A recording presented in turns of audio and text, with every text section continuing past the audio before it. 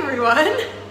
I'm getting so bored with how we start these videos, so now I'm just gonna start being really weird and awkward. Good morning, happy Friday. Hope you guys have had a great week, enjoying this warm weather, but way cooler than it was last week. I wanted to talk today out of the passage in 1 Samuel chapter 16, but you may notice that our aesthetic is very similar to last week's video that Becky did, so we thought we would do that again. So I'm gonna get Becky to come and read the passage for me today. Oh, hi there. I'm going to read from 1 Samuel chapter 16, verses 1 to 12. The Lord said to Samuel, "How long will you grieve over Saul, since I have rejected him from being king over Israel? Fill your horn with oil and go. I will send you to Jesse the Bethlehemite, for I have provided for myself a king among his sons." And Samuel said, "How can I go? If Saul hears it, he will kill me." And the Lord said, "Take a heifer with you and say, I have come to sacrifice to the Lord. And invite Jesse to the sacrifice, and I will show you what you shall do. And you shall anoint for me him who I declare to you." Samuel did what the Lord commanded him and came to Bethlehem. And the elders of the city came to meet him trembling and said, "Do you come peaceably?" And he said, "Peaceably I have come to sacrifice to the Lord. Consecrate yourself and come with me to the sacrifice." And he consecrated Jesse and his sons and invited them to the sacrifice. When they came, he looked on Eliab and thought, "Surely the Lord's anointed is before him." But the Lord said to Samuel, "Do not look on his appearance or on the height of his stature, because I have rejected him. For the Lord sees not as man sees. Man looks on the outward appearance, but the Lord looks on the heart." Then Jesse called Abinadab You got it. and made him pass before Samuel. And he said, "Neither has the Lord chosen this one." Then Jesse made Shammah pass by, and he said, "Neither has the Lord chosen this one." And Jesse made 7 of his sons pass before Samuel. And Samuel said to Jesse, "The Lord has not chosen these." Then Samuel said to Jesse, "Are all your sons here?" And he said, "There remains yet the youngest, but behold, he is keeping the sheep." And Samuel said to Jesse, "Send and get him, for we will not sit down until he comes here." And he sent and brought him in. Now he was ready and had beautiful eyes and was handsome. And the Lord said, "Arise, anoint him, for this is he." Beauty. Thanks, Bex.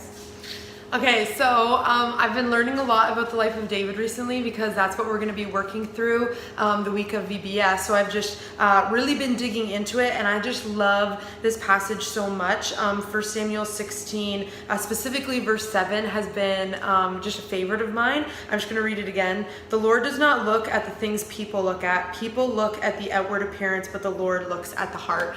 And I just love that because especially recently, I've realized that I often judge people based off of how they look. It's so easy to do that, and yet we have no idea what someone is going through, what their personality is like, until we get to know them. We cannot base it off of someone's look at all, and it's just so clear through the story that God does not care about what we look like. He looks at our heart, because our heart is going to tell him where our actions are going to come from and who we truly are. And so Samuel is just a great example of we as human beings, because he sees Jesse's son, and it says he was tall, he was probably strong, handsome, and Samuel's like, "Oh yeah, this is the next king of Israel." And God's like, "Yeah, no, I don't care about what he looks like. I'm looking at his heart, because what he looks like has nothing to do about if he's going to be a good king or not."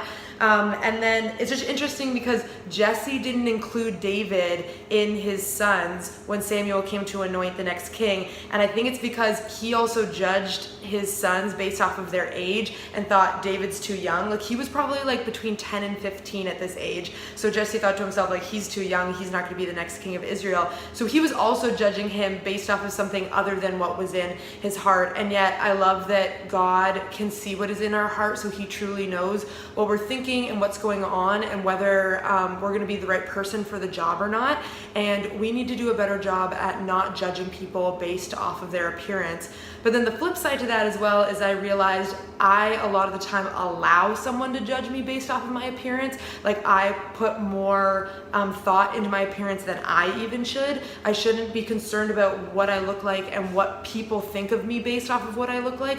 If someone's gonna judge me based off of how I look, then I shouldn't really care about their opinion in the first place. I should care about the people in my life who look at my heart and who know my character and my personality and know what I'm gonna do and how my actions are gonna reflect my heart. So this is just a great reminder to us to not judge people based off of how they look, especially when we first meet them. The famous quote, of course, don't judge a book by its cover. And we need to get to know people and understand their heart before we are quick to judge them.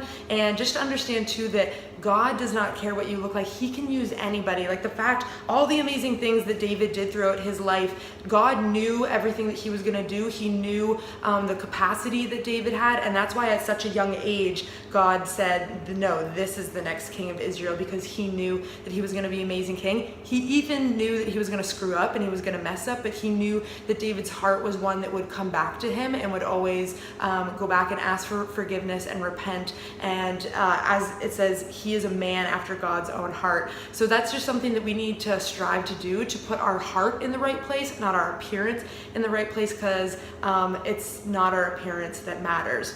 So I hope that that was an encouragement and a challenge to you today. Thanks again to Bex for reading for us, and we'll see you later. Bye, guys.